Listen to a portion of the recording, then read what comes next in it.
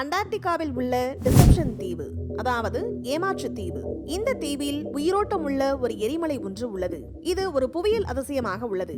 பல ஆயிரம் வருடங்களுக்கு முன்பு மிகப்பெரிய எரிமலை வெடிப்பு இங்கு நடந்தது என்றும் அந்த வெடிப்பின் விளைவாகத்தான் இந்த தீவு உருவானது என்று கூறுகிறார்கள். பூமியின் டெக்டோனிக் பிளேட்டுகள் நகர்ந்ததால் பூமிக்கு அடியில் உள்ள மான்டில் மேலே வந்து வெடித்தது என்றும் அந்த வெடிப்பின் காரணமாகவே இந்த தீவு உருவானது என்றும் கூறுகிறார்கள்.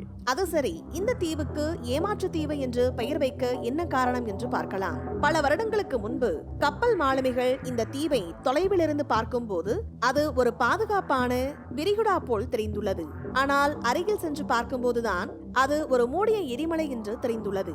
பார்ப்பதற்கு நல்ல இடம் மாதிரி தெரியும், ஆனால் உண்மையில் அது ஆபத்தானது.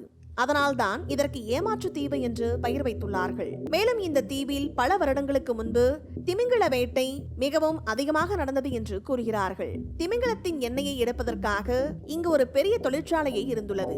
இப்போது அந்த தொழிற்சாலை அழிந்துவிட்டது என்றும், ஆனால் அதன் எச்சங்கள் இன்னும் அங்கு உள்ளது என்று கூறுகிறார்கள்.